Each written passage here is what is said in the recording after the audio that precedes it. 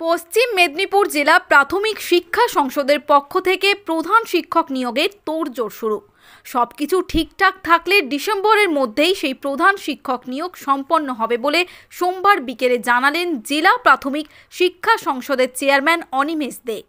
তিনি জানান, সরকারি সমস্ত নিয়ম মেনে এই নিয়োগ প্রক্রিয়া সম্পন্ন করা হবে। শিক্ষাক্ষেত্রে নিয়োগ দুর্নীতি সহ বিভিন্ন ইস্যুতে 2016 পর থেকেই ডামাডোল পরিস্থিতি ছিল। সেই ঢেউয়ে অস্থির পরিস্থিতি পশ্চিম মেদিনীপুর জেলাতেও রয়েছে। বিভিন্ন প্রেক্ষাপটে চেয়ারম্যান পদেরও বেশ কয়েকবার রদবদল হয়েছে পশ্চিম মেদিনীপুর জেলা প্রাথমিক শিক্ষা সংসদে।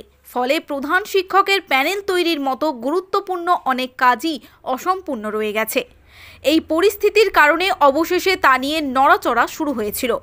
সেটা শেষ পর্যায়ে বলে সোমবার বিকেলে জানালেন প্রাথমিক শিক্ষা সংসদের চেয়ারম্যান অনিমেষ দে।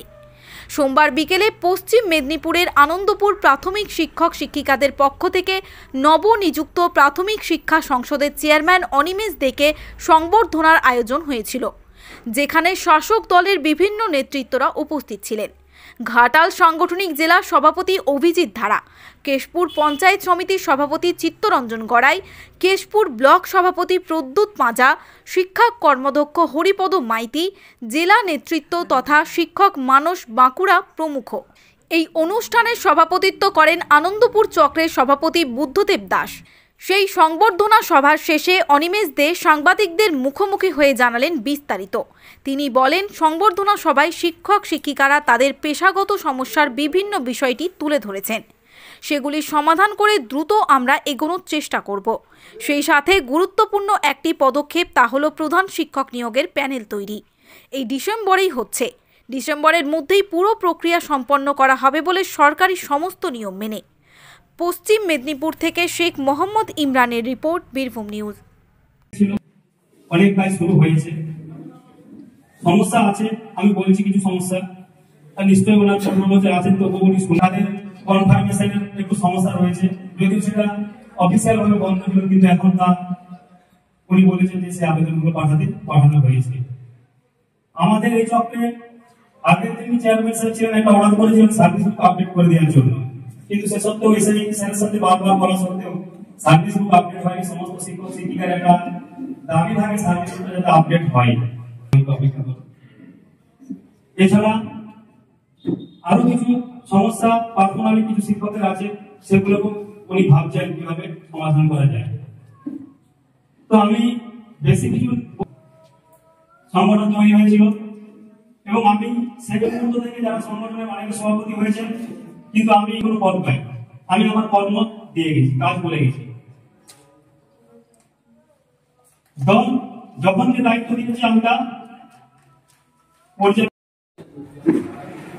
একটা প্রতিষ্ঠান ভালোভাবে চলতে গেলে একজন প্রধান শিক্ষক লাগে। তো আমাদের জেলা বেশ কিছুদিন ধরে আমরা হেড টিচার প্যানেল করতে পারিনি। আমরা উদ্যোগ নিচ্ছি যত দ্রুত সম্ভব ডিসেম্বর মাসের মধ্যেই এইচটি প্যানেলের প্রসেস আমরা শুরু করে দেব এবং অত্যন্ত দ্রুততার সাথে প্রত্যেকটা স্কুলেই যাতে সরকারি নিয়ম মেনে হেড টিচার দেওয়া যায় তার ব্যবস্থা করব। শুনুন, আমাদের একসাথে অনেক মাস্টারমশাইকে পাওয়া হয়ে ওঠে না। তারা সারাক্ষণ চাকরি সংক্রান্ত কিছু দাবি দেওয়া নিয়ে আমাদের কাছে যান, তাদের পেশাগত সমস্যার কথা বলেন, কিন্তু আমাদের যে চাহিদাগুলো রয়েছে, আমরা একজন মাস্টারমশাইয়ের কাছে কি চাই, সমাজ একজন মাস্টারমশাইয়ের কাছে কি চায়, ছাত্রছাত্রীরা মাস্টারমশাইয়ের কাছে কি চান, আমরা এতজন মাস্টারমশাইকে একসাথে পেয়ে যখন আমাদের আনন্দপুর চক্রের মাস্টারমশাইরা বললেন যে এরকম একটা সাধারণ সভা হবে, আমার খুব ভালো লেগেছিল যে সবার সাথে মিলিত হতে পারবো।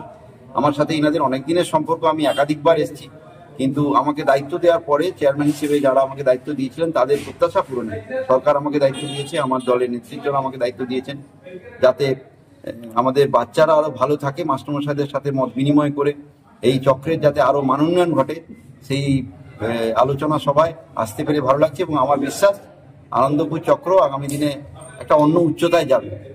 আপনি একধারে পশ্চিম মেদিনীপুর জেলার তৃণমূল প্রাথমিক শিক্ষক সমিতির সভাপতি, আবার অন্য ধারে হচ্ছেন চেয়ারম্যান। আপনি দুটো কাজ কিভাবে করছেন, মানে কোন চোখে দেখবেন? তিনটে কাজ নয়, বিষয়টা সবই শিক্ষা সংক্রান্ত। আমার সাথে মাস্টারমশাইদের অনেক দিনের সম্পর্ক। দল যেদিন আমাকে দায়িত্ব দিয়েছিলেন, আমার জেলার সভাপতি সুজয় দা, আমাদের পশ্চিম মেদিনীপুর জেলার সমস্ত নেতৃবৃন্দ, আমাদের মাননীয় মন্ত্রী মানসবাবু, তারা দায়িত্ব দিয়েছিলেন পশ্চিম মেদিনীপুরের শিক্ষকদের নিয়ে।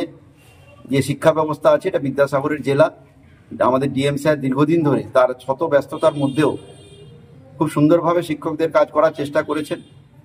তো তার পথ অনুসরণ করে আমরা যাতে মাস্টারমশাইদের সমস্যা নিরসন করে আরো ভালোভাবে শিক্ষক ছাত্র সম্পর্ক, শিক্ষক অভিভাবক সম্পর্ক, ছাত্র শিক্ষক অভিভাবক সম্পর্ক, শিক্ষক এবং সমাজের সাথে ঐক্যবদ্ধ মেলবন্ধন করে তুলতে পারি, সেই কাজ আমাকে দেওয়া হয়েছে। আমি চেষ্টা করব এই পুরো ব্যবস্থায় শিক্ষকরা যাতে আন্তরিকতার সাথে কাজ করেন, তারা প্রাপ্য সম্মান পেয়ে যাতে তাদের ছাত্রছাত্রীদের সন্তান স্নেহে আরো ভালো মানুষ করেন, সেটা দেখার।